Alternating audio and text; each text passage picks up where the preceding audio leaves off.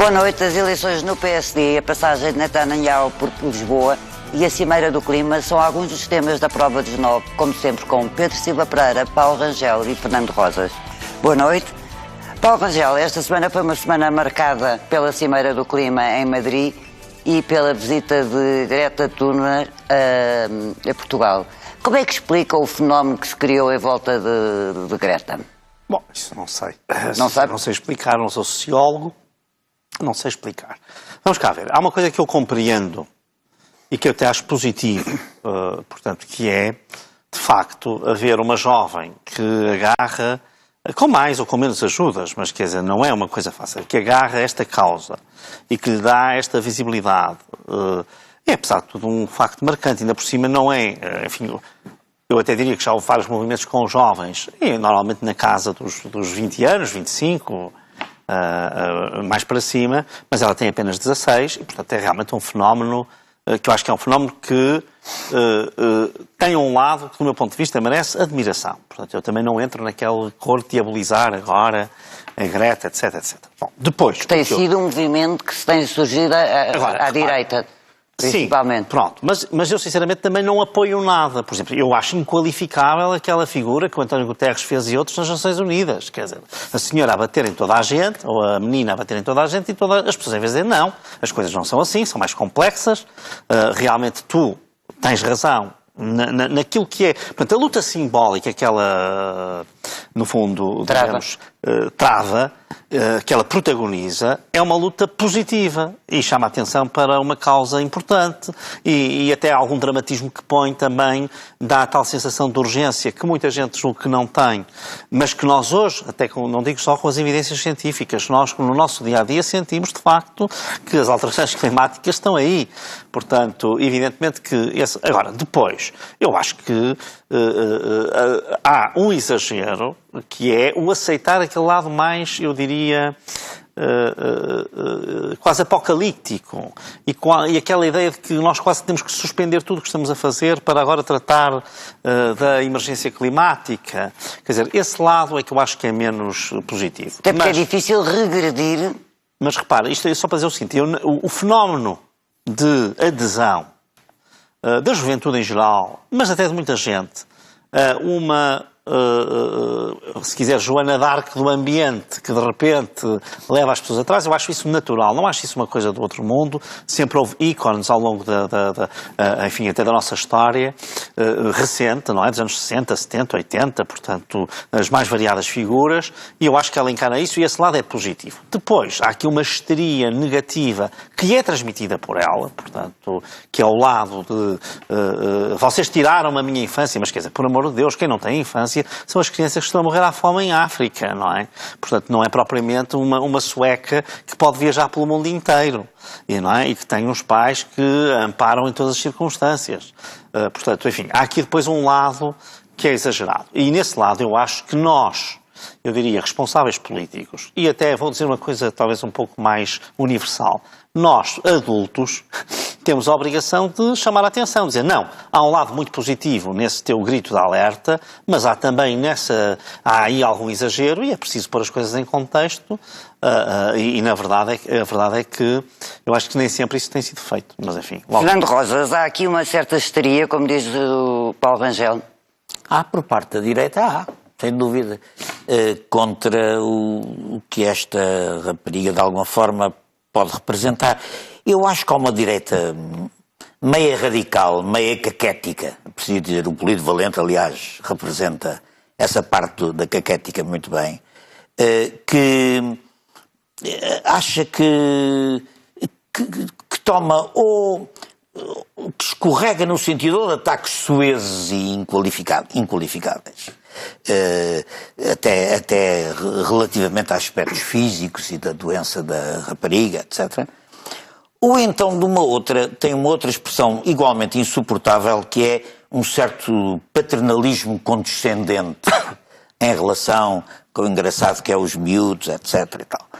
Ora, o que eu acho que é interessante neste movimento, que é um movimento plural, muito diferente, há muitos movimentos a participar neste movimento, entre as pessoas... Não acha que seja um movimento ideológico? Claro que é um movimento ideológico. Claro que é um movimento ideológico. Exatamente o que é interessante é que este movimento, na sua variedade, está a tocar numa questão central, que é que este capitalismo neoliberal é suicidário do ponto de vista, do ponto de vista da humanidade, ou seja, prefere destruir a humanidade a prescindir do lucro como critério geral e absoluto da organização isto é que dá vontade de rir. Exatamente, é isso mesmo. E, portanto, põe a questão na ordem social, põe a questão na organização Só, portanto, social. Rosas, qual é a alternativa? E, nesse sentido, é um movimento potencialmente subversivo de uma certa ordem que está estabelecida. E isso, naturalmente, incomoda bastante a direita e os defensores do mercado e do lucro e da ideia do lucro como verdadeiro critério do desenvolvimento da sociedade, etc. Porque o discurso que a direita e os políticos mais ligados às forças conservadoras têm defendido, em relação ao clima, ou é puramente demagógico, ou então é meramente paliativo. Quer dizer, não tem... É por isso, aliás, que se aprovam... Há regimes como o dos Estados Unidos que saem do Acordo de Paris. É por isso que muitas das metas que são estabelecidas acabam por não ser alcançadas. É por isso que há uma espécie de impotência em relação a isso. E, portanto, a luta pela emergência climática e a luta pelas alterações climáticas não é uma luta técnica, ou não é uma luta também só de comportamentos individuais e de mudança de comportamentos individuais. É uma luta que respeita a uma nova forma de organização da economia e da sociedade. E nesse sentido, naturalmente, estes jovens são os principais sujeitos da mudança, porque as pessoas da minha idade já não vão a apanhar em cima com a catástrofe ambiental. Agora eles vão, e por isso são sujeitos dessa... Pedro, que nova ordem mundial pode ser essa? Bom, não há dúvida que a questão das alterações climáticas é, porventura, das questões políticas mais integradoras. Quer dizer, não é apenas política ambiental que se discute quando se discute o combate às alterações climáticas. Os desafios que estão em causa convocam toda a questão da sustentabilidade e, portanto, interpelam as políticas económicas, todas as políticas energéticas e, portanto, algo que está na raiz do nosso modelo económico. Eu acho que a Greta Thunberg é, sem dúvida, uma ativista de uma causa importantíssima e é isso que é necessário começar por sublinhar. Isto é, ela reforça uma chamada de atenção para um problema que é sério, que é urgente, e tem razão também quando diz que o que se fez não é suficiente. E, portanto, este movimento... Não concorda com o Paulo Rangel quando ele diz que há aqui uma certa histeria associada à figura dela também? Acho que isto que acabei de dizer é compatível com o reconhecimento que há uma certa histeria no tratamento mediático da questão da Greta Thunberg. Uma coisa é, evidentemente, ela chega a Portugal, é natural que se vá ouvir o que ela tem a dizer, isso é notícia. Agora, depois, todo aquele folclore em torno da viagem de comboio e com jornalistas em direto de dentro do comboio a dizer aqui desta carruagem nós não vamos poder ver a Greta porque ela vai noutra carruagem lá mais à frente. Bem, isso aí já me parece um pouco do domínio do excessivo. Mas o problema fundamental... Mas o Paulo Rangel falava do excessivo e de histeria da parte dela, não tanto... Não era bem da parte dela. Quer dizer, eu acho que da parte dela, eu vou dizer o seguinte, portanto, depois de sublinhar o contributo positivo que ela dá enquanto voz, sobretudo dos jovens, mas também de todos aqueles que partilham as preocupações com a questão das alterações climáticas, eu acho que há também um certo registro no estilo de intervenção que merece reparos e é, em certa altura, até perigoso.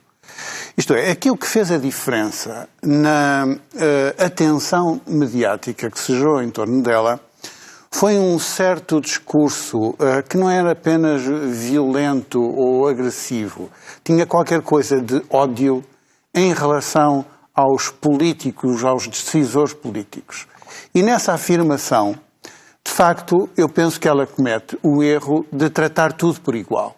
São os políticos, são os decisores políticos, como se fosse possível meter no mesmo saco o Sr. Trump, que quer sair do Acordo de Paris e não quer cumprir, e é um negacionista da própria realidade das alterações climáticas, daqueles outros que, pelo contrário, assumiram compromissos no Acordo de Paris, os Mas querem que não cumprir. têm sido cumpridos, Não, nomeadamente quer dizer, na Europa, por exemplo. Vamos lá ver. Acho que, desse ponto de vista, também é preciso ter os pés assentos na terra. Depois de reconhecermos, como é evidente, que aquilo que se fez não é suficiente, também me parece que é errado e enganador descrever a situação e a ação política nas últimas décadas a propósito das alterações climáticas como se não tivesse acontecido nada. Quer dizer, nós temos hoje um processo de transição energética e de investimento da generalidade das economias nas energias renováveis, na mobilidade elétrica. Há grandes marcas de automóveis que já anunciaram que a partir já dos próximos anos já só vão produzir ou híbridos ou carros elétricos. Eu tenho aqui a minha fatura de eletricidade. A EDP informa quais são, em todas as faturas, vão para todos os consumidores, quais são as fontes de energia que neste momento são utilizadas hoje pela EDP.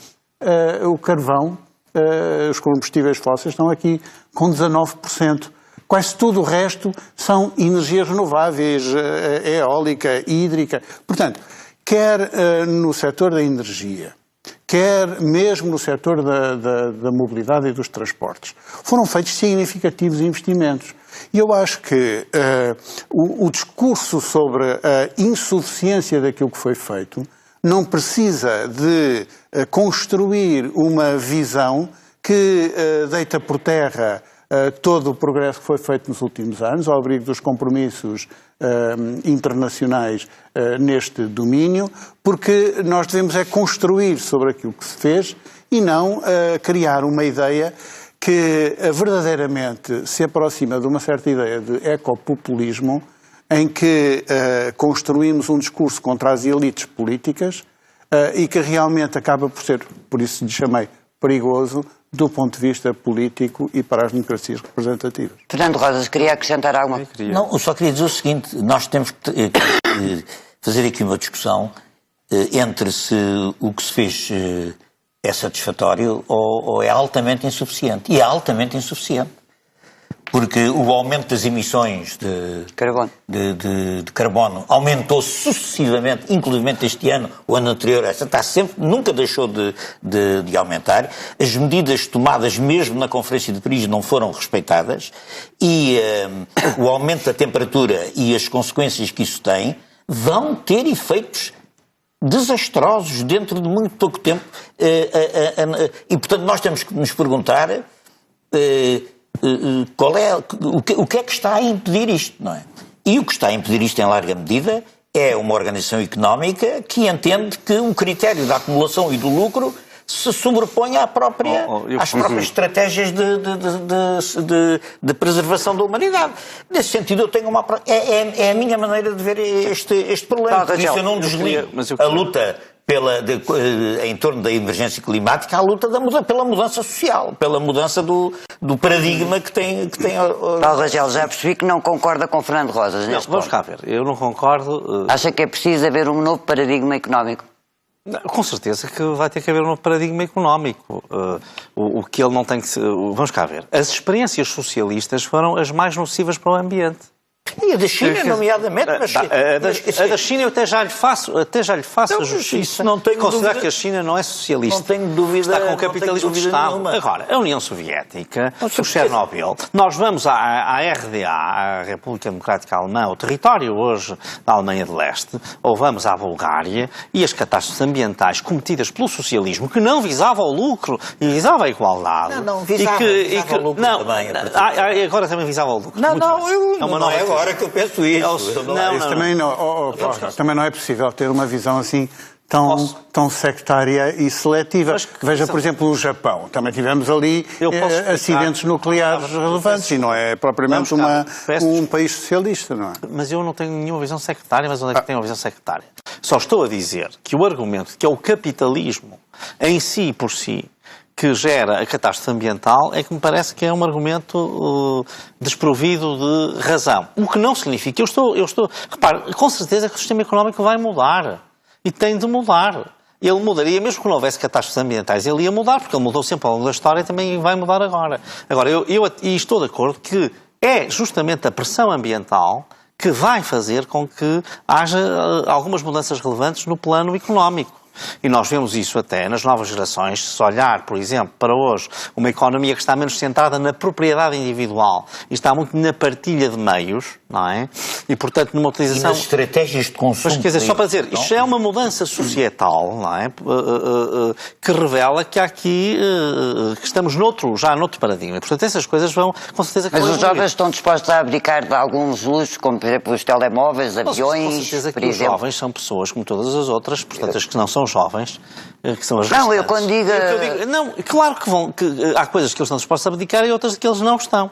Portanto, isso, quer dizer, os jovens, isso é como as crianças, não são naturalmente boas nem naturalmente más. Quer dizer, pronto, são seres humanos e, portanto... Não isso, mas é que nos últimos anos houve progressos tecnológicos, nomeadamente nos meios de transportes, etc., de que dificilmente hoje em dia conseguimos abdicar. Não certo, é qualquer pessoa que anda 21 dias a atravessar o Atlântico. Sim, claro, não. Quer dizer, esse é o lado hipócrita depois, e que anda com os príncipes do Mónaco, nem sei como é que não... Os príncipes do Mónaco é que dão, portanto, a alta aristocracia e a alta finança internacional é que dá os meios para a Greta poder fazer estes números. Mas agora aqui o que me interessa é o seguinte, atenção, que as alterações tecnológicas, e por isso é que o capitalismo tem muitas virtualidades. Aliás, aqui o Pedro Silva Pereira, embora quisesse há pouco dizer que eu era secretário, deu um exemplo muito positivo de como o capitalismo está ao serviço do ambiente, que é justamente muitas empresas da indústria automóvel estarem a mudar de paradigma, justamente porque as empresas também percebem. Olha, eu vivi na Alemanha numa altura, porque agora esta coisa, o que me irrita um pouco mais na Greta, mais do que até esses aspectos o tal lado o discurso um bocadinho agressivo demais, é a ideia de que só agora é que se descobriu o ambiente. Eu recordo... A geração dela é... Não, desculpe, não. Ouça lá. Eu Eu vou dizer aqui uma coisa que é ridícula, mas é verdade. Eu fiz parte de um clube, aos 13, 14 anos, que se chamava o Clorofila Clube, e cuja preocupação principal era uma preocupação ambiental. E antes disso, fiz um campo de férias com os jesuítas, que era o mundo em nossa casa, e a preocupação principal era a preocupação ambiental. Estamos a falar dos anos 70, não estamos a falar de agora. Portanto, o Gonçalo Ribeiro Teles tem uma visão absolutamente clara sobre o que é que devia ser a evolução, até num sentido também de alguma atenuação do lado capitalista, e, no entanto, é uma figura dos anos 60, 70 e 80. Sim, mas certo? Pronto. Mas a situação dimensão não melhorou com isso, a situação desde aí só piorou. Não, estou de acordo que a consciência da urgência hoje é totalmente diferente, mas já havia muita gente com consciência ecológica. Portanto, mas não havia esta consciência global que não, existe e esta agora. consciência, repara, há realmente uma coisa... o perigo que há. Não, é isso. Não, mas aqui há uma questão, de facto, sem dúvida, que é esta. A questão da urgência. Não há dúvida que nós hoje, e é o que eu digo, não é apenas...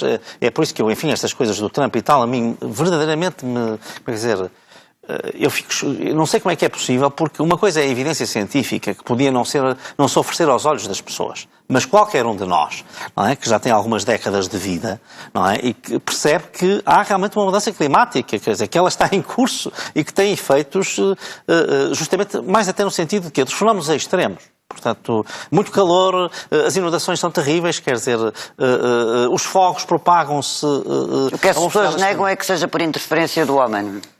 Bom, eu acho que, vamos cá ver, até pode acontecer que haja coisas que não tenham diretamente a ver com a interferência do homem, mas que a interferência do homem tem um papel relevante, não tenho dúvidas que tem.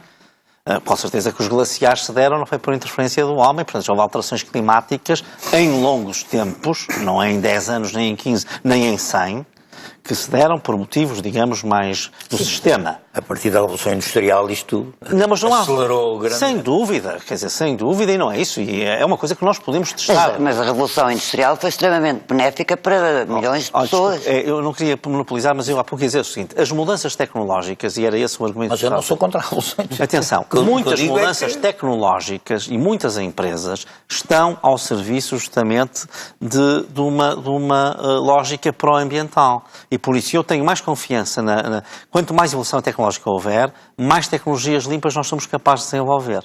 Portanto, eu nesse sentido tenho uma grande confiança nisso e nos próprios consumidores. Eu lembro e era o que eu ia contar há pouco, depois fui para o Clorofila Clube e pronto, perdi-me, mas que era isto. Eu vivi na Alemanha no início dos anos 90 e havia os produtos que tinham aquele ponto que era o Grüner Punkt, que era o ponto verde. Eram mais caros que os outros e eram muito mais consumidos. Porquê? Porque eram produtos que tinham sustentabilidade ambiental. Portanto, havia capacidade de consumo. Também havia capacidade de consumo. Não digo o contrário, está bem, mas as pessoas faziam uma preferência, tendo que fazer opções, preferiam um produto verde e às tantas prescindir de outros, a não contribuir para o ambiente. Aliás, a consciência ambiental na Alemanha, nos anos 90, era já fortíssima. Não é por acaso que a Merkel se vê constrangida a acabar com a energia nuclear. Quer dizer, é porque o movimento, aliás, veja onde o Partido Verde está com mais força, é na Alemanha. Não é? Isto, enfim, para muitos problemas para o SPD, com muitos problemas. Sim, pouco atrás do SPD. Neste momento já está bastante à frente nas sondagens. Nós enfrentamos o desafio da descarbonização, não é? Como se diz agora, não é? E isso significa uma agenda de transformação económica, absolutamente. Agora, o importante é perceber que neste processo não se trata apenas de pôr em confronto o povo com as elites políticas. Mas não é responsabilidade das elites políticas. Com certeza, mas é preciso fazer umas distinções, porque não é a mesma coisa quem pôs no terreno políticas de investimento nas energias renováveis e quem investe e continua a querer investir nos combustíveis fósseis. Isso não podemos tratar como se fosse a mesma coisa. Os americanos vão ser chamados a votar muito brevemente em eleições presidenciais. E de um lado vai estar um senhor que nega as alterações climáticas e há de haver uma alternativa que propõe a continuação de uma outra atenção ao problema das alterações climáticas. Com políticas ambientais altamente louváveis, a nível dos Estados Federados. Não, a nível dos Estados Federados, provavelmente. Mas a verdade é que o Sr. Trump desinvestiu na Agência de Proteção Ambiental, desinvestiu, aliás, em toda a cooperação para o desenvolvimento sustentável à escala global e gaba-se de contestar a própria existência das alterações climáticas, que hoje, é verdade, tem uma sustentação científica. Quer dizer, hoje a solidez do reconhecimento do contributo do comportamento humano para as alterações climáticas não oferece contestação razoável. Não? Fernando Rosas, compreendeu as razões invocadas por Marcelo Rebelo de Sousa para não ir receber...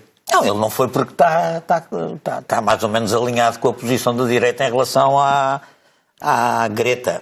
E, quer dizer, se nós formos a inventariar os sítios todos onde ele foi para fazer aproveitamento político e de repente com a Greta não se pode fazer aproveitamento político. Olha, não há nada que ele não tenha aproveitado politicamente dos sítios todos onde ele foi. Portanto, isso é uma treta. Aliás, eu acho que é perfeitamente normal que os partidos políticos que estão empenhados na questão da urgência ambiental o manifestem e apareçam e digam o que é que vem, porque não. Então, é por isso que há partidos políticos, é para se manifestarem em relação a essa coisa, ou não se manifestarem, ou manifestarem-se contra. Vamos agora é como o André Ventura nas polícias, é a mesma coisa? Sim, é claro. Depois isso pode ter várias leituras, não é? E a do Presidente também. Bom, vamos agora depois debater a passagem de Netanyahu por Portugal, mas antes fazemos um curto intervalo, voltamos já.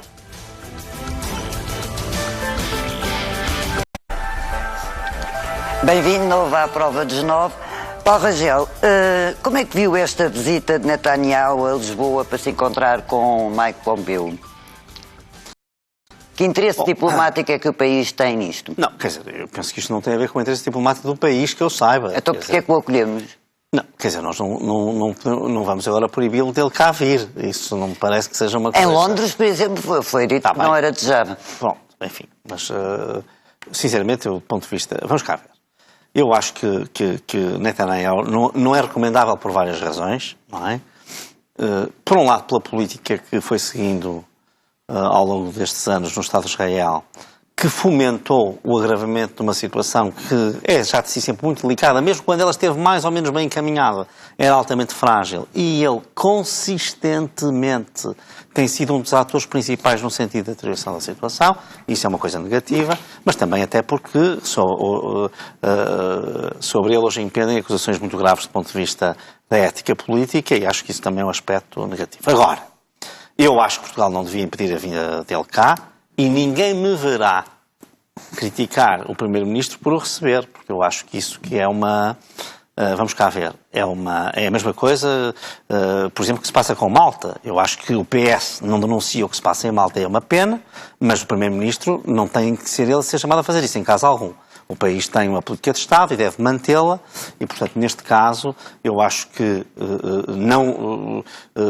digamos, estaríamos numa situação que podia ser limite, mas eu acho que não havia razões para o Estado português, numa política de Estado a Estado e com sentido de responsabilidade, ao receber. Isto não significa que não possa haver manifestações de todas as pessoas, portanto, seja até manifestações físicas, seja até os partidos tomarem posição, no sentido de dizer que é uma personalidade não grata, que a política que tem desenvolvido que é errada, que até há sobre ele impendem suspeitas muito graves, etc, etc. Mas quer dizer... Mas ele não vem cá encontrar-se com o António Costa, ele vem cá encontrar-se... Por isso é que eu estou a dizer, mas é que estava aqui a dizer como é que nós o acolhemos, eu só estou a dizer o Primeiro-Ministro português está apenas a cumprir aquelas que são as regras de uma relação diplomática de Estado a Estado e é isso que tem que fazer. Estou a dizer que não vai contar, as pessoas não contaram pelo menos comigo para essa questão. Outra coisa, ele vem se encontrar com Mike Pompeo, ele é livre de se encontrar com quem quiser, não é? Portanto, e é natural que o Secretário de Estado dos Estados Unidos, que assim veio cá, também para se encontrar com as autoridades portuguesas, provavelmente porque estava cá e por uma questão... O que ficou um pouco em segundo plano, aliás.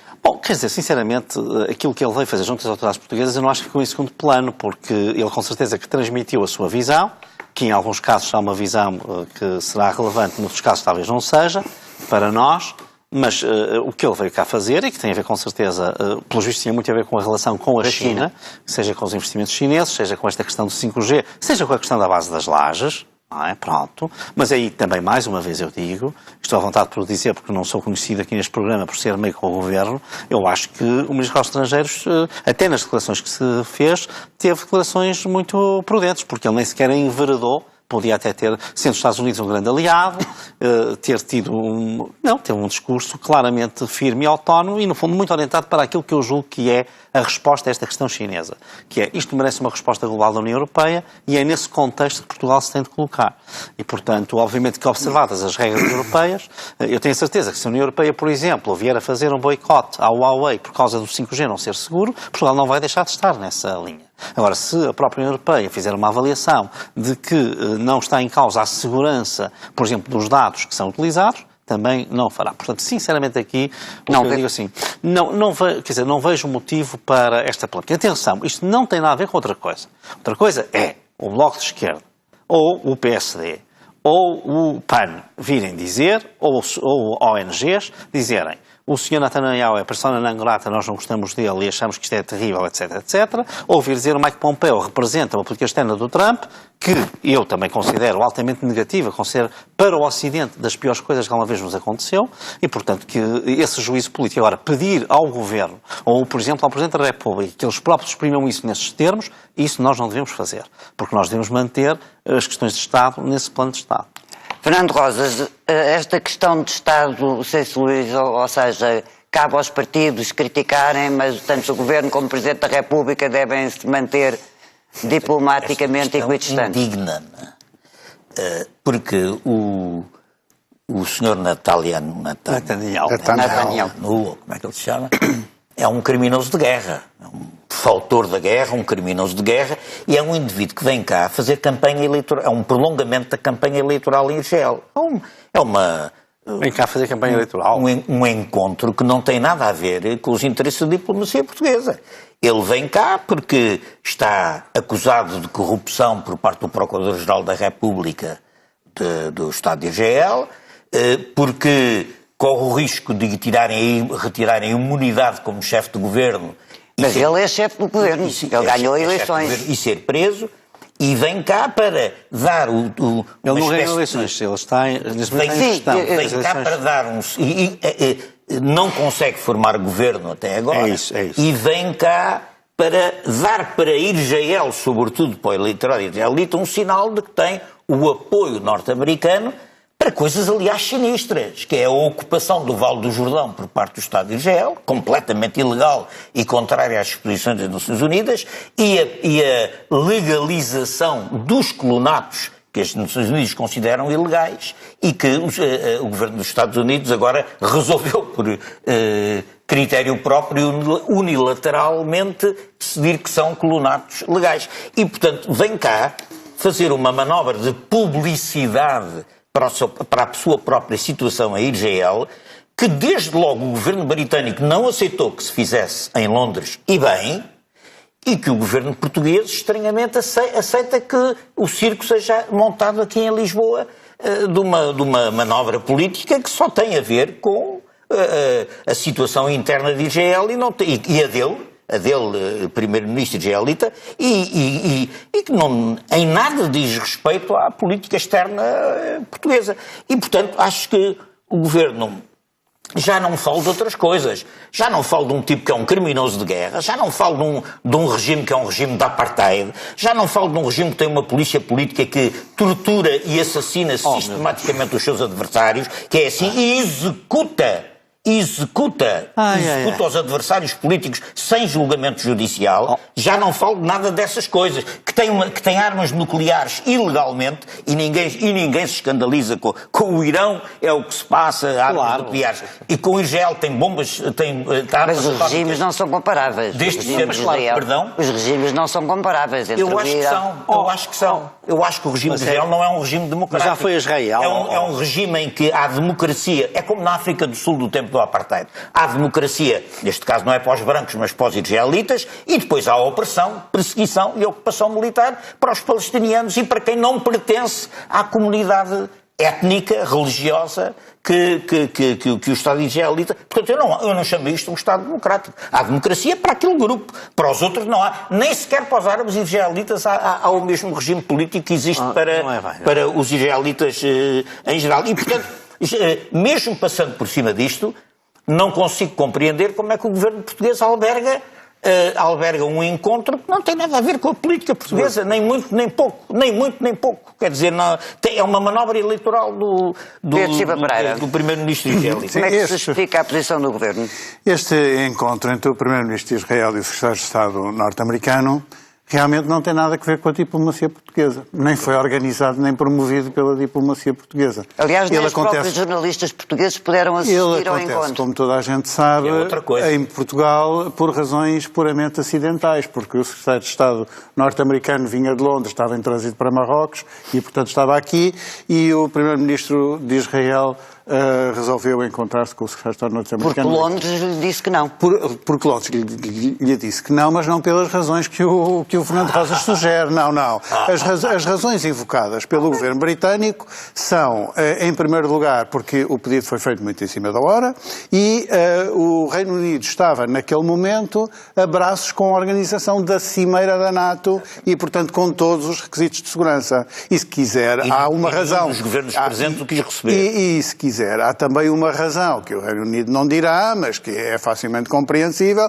é porque eles vão ter eleições no Reino Unido para a semana, e já bem chega o Sr. Trump do que terem ainda em cima também que gerir politicamente a questão do Sr. Netanyahu. Portanto, isso são as razões que levam a que o encontro aconteça em Portugal. As razões porque a diplomacia portuguesa tirou partido da circunstância dos dois estarem aqui, essas têm a ver, essas sim, com os interesses da diplomacia portuguesa, em que o primeiro-ministro português se encontra quer com o primeiro-ministro de Israel, quer com o secretário de Estado norte-americano, e tratam dos assuntos que têm a ver com a diplomacia portuguesa. E queria chamar a atenção para um ponto muito importante, é que nesses encontros o governo português deu provas de enorme firmeza, mesmo quando isso foi certamente desagradável para estes visitantes estrangeiros. Porque em relação ao primeiro-ministro de Israel, o ministro dos Negócios Estrangeiros teve o cuidado de dizer que Portugal não concorda, não aceita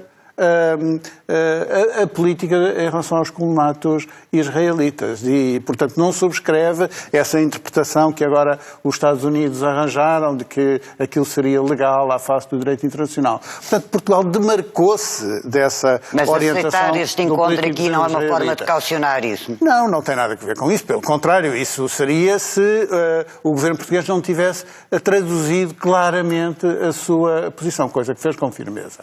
E aproveitou a oportunidade convidado para tratar das questões relativas ao relacionamento bilateral com Israel e também com a visita que vai acontecer do Presidente da República Portuguesa a Israel para a celebração do Dia do Holocausto em janeiro do próximo ano. E, portanto, e no que diz respeito ao encontro com o Secretário de Estado norte-americano, aí também houve a oportunidade de falar, foi das questões que interessam à diplomacia portuguesa, das relações bilaterais com os Estados Unidos, a cooperação no domínio da investigação científica, na questão da base das lajes, e também quando o Sr. Pompeu trouxe a questão dos 5G e da China, o Ministro dos Negócios Estrangeiros respondeu com firmeza: isso não é assunto seu. Basicamente é o que estava a dizer. Isso é um assunto que a União Europeia coletivamente está a avaliar e a gerir e, portanto, eu acho que foi uma afirmação de autonomia em que, ao mesmo tempo, se gerem as questões que interessam verdadeiramente ao país e à diplomacia nacional. Eu só queria dizer uma coisa. Na reunião do Sr. Pompeu com o Primeiro-Ministro de Israel, discutiram-se coisas que têm a ver com a possibilidade de desencadear uma nova agressão militar ao Irão e coisas que têm a ver com a possível e próxima agressão israelita da ocupação do Vale do Jordão e da ocupação, na prática, de vários colonatos. A simples suspeita que este tipo de questão esteve presente, porque foi anunciado na discussão, devia ter feito evitar o governo português de permitir que Portugal pudesse ser, porque na realidade, como foi dito, há aqui um certo paralelismo entre isto e a Cimeira dos Açores. Francamente, claro que isso nem parece seu, francamente. Então, na Cimeira das Lajes, em que se decidiu militarmente a invasão do Iraque, o Primeiro-Ministro de Portugal estava lá em conjunto com os outros.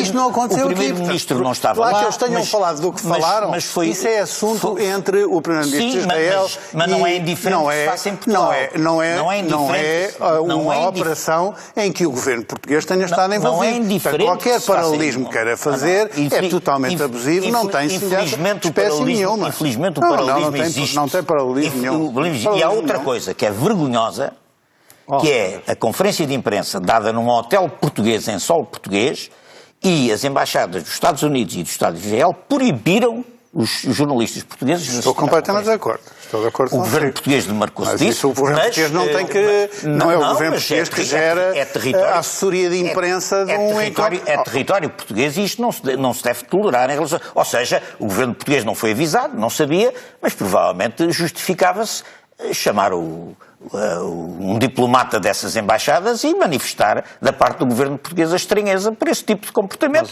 Não sabemos se não aconteceu. Espero que tenha acontecido. Não, mas depois é que... uma coisa é, portanto, vamos cá ver, eu estou totalmente de acordo que isso não... Para isso, devia ter sido feito numa das embaixadas. Com certeza, aí sim é território deles, eles saibam lá quem quiserem, com certeza. Agora, num hotel em Portugal... E em relação ao resto? Mas agora, vamos cá ver. Eu até pela forma como as coisas foram conduzidas, por isso estou, mais uma vez, a dizer que penso que o governo português, nesse aspecto... perante uma linda da situação em que estava posto, porque, também dizer que não venham e já está, também tem as suas consequências. Portanto, o governo português, com certeza que fará chegar, se é que não fez, o seu desconforto com essa situação. Pronto, não tenho dúvidas sobre isso. Agora, também não é um assunto que justifique toda essa... É uma coisa muito humilhante, como você calcula. Não, mas em relação ao resto... Ninguém encontrar-se. Em relação ao resto, há pouco o Fernando Rosa estava a falar da situação em Israel e eu ouvi-o aqui discordar... Não, vamos cá ver. Quer dizer, quanto à questão do regime israelita. Sim. O regime israelita é um regime altamente democrático e altamente tolerante, mesmo com... Não é apenas... Pró-israelita. Não. Mesmo para todos aqueles que têm na Portanto, há árabes, mas os árabes são discriminadíssimos. Deixe-me só dizer. Até do ponto de vista da representação política. Deixe-me só dizer. Uma coisa são, portanto, os árabes podem ser cristãos, até podem ser árabes judeus. Também há árabes israelitas. Mas árabes cristãos, especialmente, há bastantes, e há árabes muçulmanos. Pronto. Mas portanto, há muçulmanos, há cristãos, etc., que, desde que tenham nacionalidade israelita, todos estão dentro da democracia israelita. Agora, nós estamos numa situação que é uma situação de guerra, extremamente complexa. Para dizer a verdade, por exemplo, relativamente ao que faz o Hezbollah a partir do Líbano para Israel, eu diria que a paciência e a tolerância de Israel, a resiliência da população a ataques bombistas, que são praticamente diários ou semanais pelo menos, é enorme. Qualquer outro Estado, teria, com a capacidade que tem Israel, teria reagido de uma forma... Então, Israel ocupou aqueles territórios à força, expulsou os palestinianos de lá para fora, bombardeia-os com uma desigualdade de poder militar absolutamente brutal. Outra coisa totalmente diferente. Cerca a faixa de Gaza onde se vive miseravelmente. Há um consenso. Então, o que é que eles estão à espera? Não é no seu caso que se vê claramente que é um adepto da causa palestiniana num sentido radical e, portanto, mas quem defende a solução de dois Estados... Eu defendo. E, por exemplo, eu até defendo, para o caso de Jerusalém, um estatuto internacional para a cidade. Eu defendo a solução de dois Estados. E não esta situação atual, que realmente é vergonhosa. Realmente aí o Trump...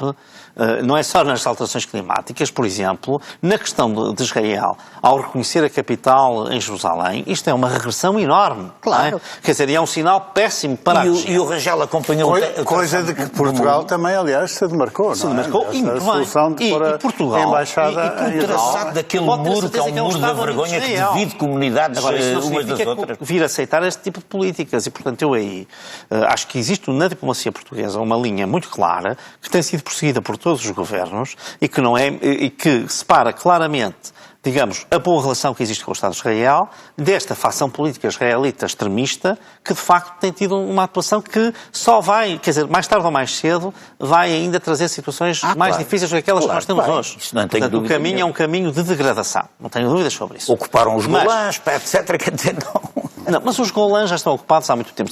Sim, mas quer dizer, o problema é que há agressões territoriais, não é? Não, mas também há agressões do outro lado. Mas como agressões? Eles nem têm... Estão armados com pedras. O norte de Israel é praticamente atacado todas as semanas. Isto já nem vem porque ninguém liga, porque depois também aqui é um duplo padrão.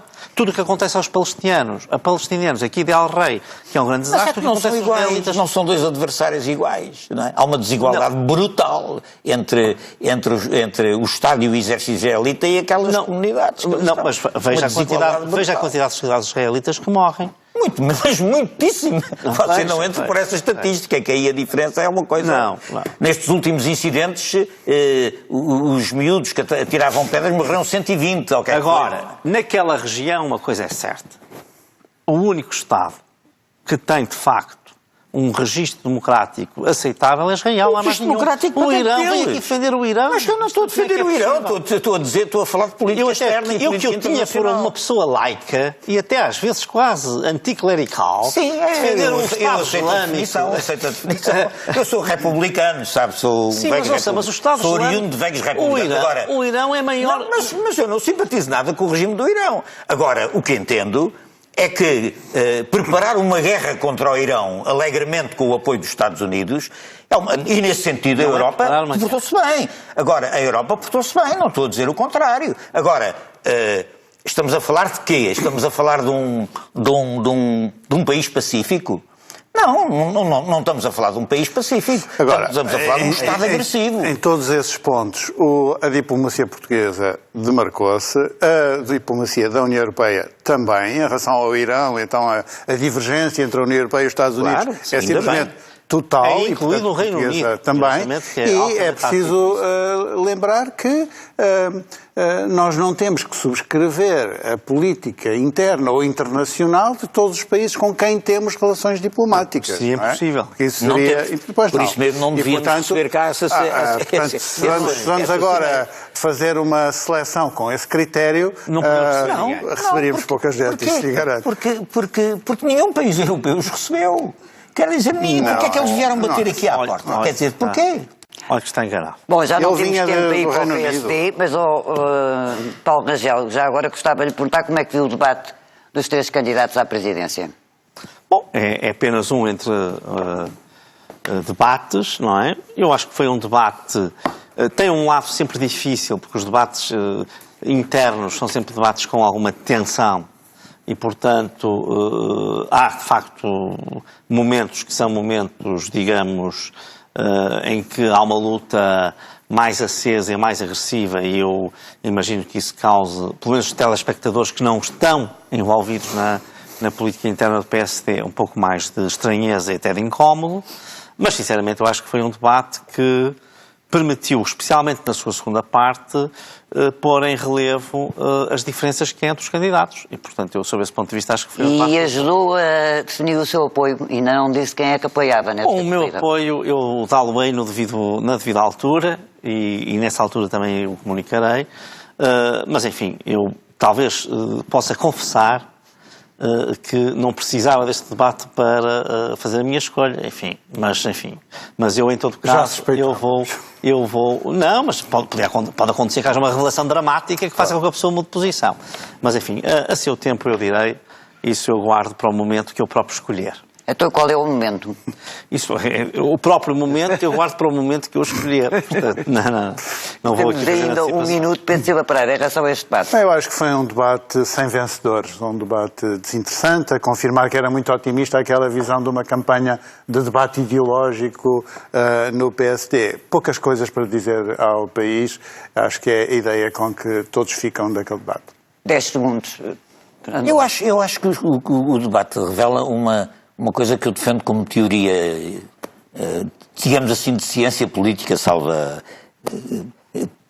enfim, peço desculpa, ressalva a pretensão, mas que é esta, é que neste processo de radicalização política que se passa na Europa, os centros de direita ou de esquerda estão a dissolver-se, e o PSD está também a romper entre três direitas, uma Para terminar. interessada em prolongar a alternância ao centro, Rui Rio, e uma direita muito interessada em radicalizar-se à direita, Montenegro, e depois uma outra que não tem nada a ver com esta, ou que não tem a ver com esta, que é a direita populista, popular, mas que tem a ver porque há uma parte da outra direita que se quer juntar a ela. E assim chegamos ao fim de mais uma prova dos 9. A TV 24 fica agora com mais futebol.